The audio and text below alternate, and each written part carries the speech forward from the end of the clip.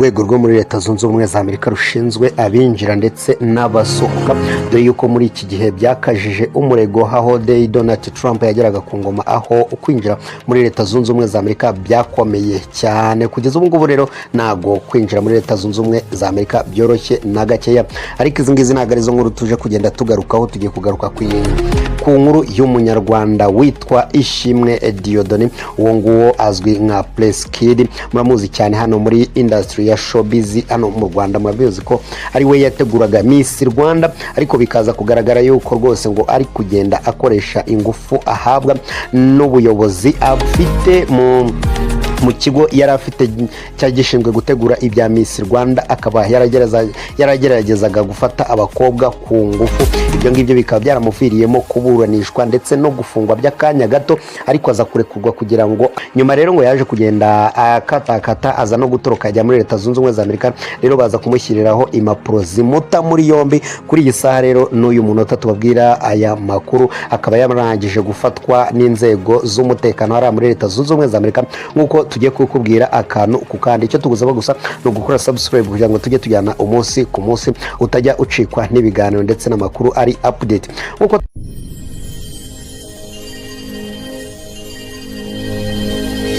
twababwiye haruguru rero, urwego rushinzwe abinjira n'abasohoka muri Leta Zunze Ubumwe za Amerika ICE rwatangaje ko rero rwafashe umugabo witwa Dieudonné Ishimwe ufite imyaka 38, waruhunze ubutabera bw'u Rwanda kubera icyaha cyo gufata ku ngufu. Akaba yafatiwe mu mujyi wa Fort Worth muri Texas. Aho ngaho ni muri leta ya Texas, abantu batembereye muri Leta Zunze Ubumwe za Amerika muba mu byumba. Rero akaba yaratawe muri yombi kuri tariki 3 Werurwe 2025.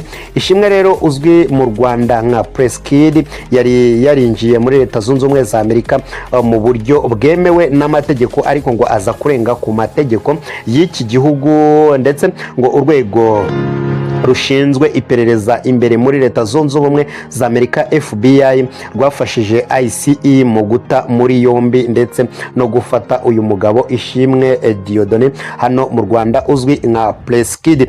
Nk'uko mubizi rero, FBI ishinzwe iperereza ry'imbere mu gihugu muri Leta Zunze Ubumwe za Amerika, naho CIA ikaba ishinzwe inyuma y'igihugu muri Leta Zunze Ubumwe za Amerika. Iya rero FBI akaba ariyo yafashije cyane mu kugira ngo Ishimwe Dieudonné cyangwa se Prince Kid atabwe muri yombi.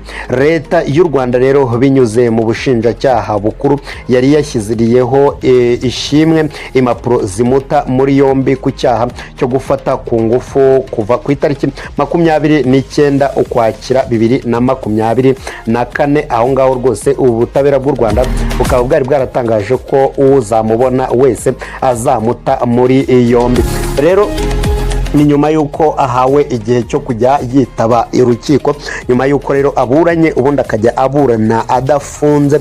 Inkiko ziritangiye kumugira umwere, yahise ahungira muri Leta Zunze Ubumwe za Amerika. Ibingibi rero bikaba byaje kugenda biba ibindi, dore yuko ngo bari kwitegura kongera kumwohereza hano mu gihugu cy'u Rwanda kugira ngo abashe kuba yaburanishwa, agezwe imbere y'ubutabera, akurikiranwe n'inkiko, ubundi agirwe umwere cyangwa se icyaha kimuhame yongere kujya muri gereza. Josh Johnson, umuyobozi w'agateganyo wa ICE. Nituvuga ICE wumve urwego rwo muri Leta Zunze Ubumwe za Amerika rushinzwe abinjira ndetse n'abasohoka. Kuri ubu akaba ari rwo rwataye muri yombi uyu nguyu Ishimwe Dieudonné aka Prince Kid.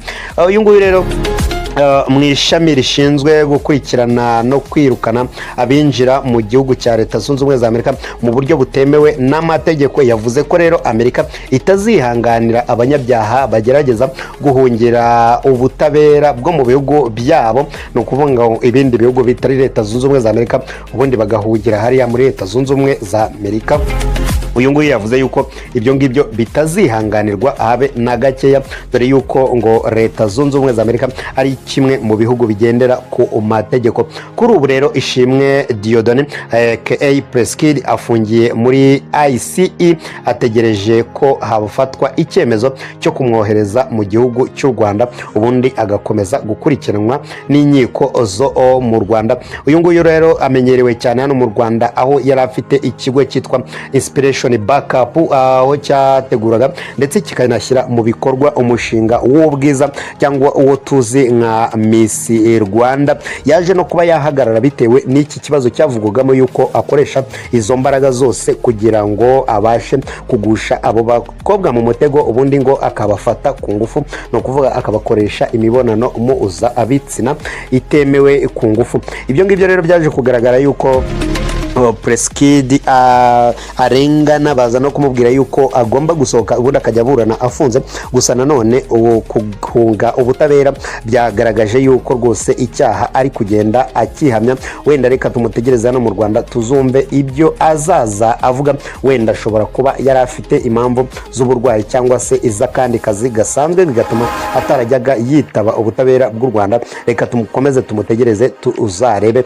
Tukwibutsa yuko iyi ni Wasam TV Show. Ukore subscribe wowe ukoresha ururimi rw'igifaransa, haba handitse s'abonner, ubundi tukajya tubana mu biganiro byacu bigenda bikurikira iki ngiki. Ugira ibihe byiza.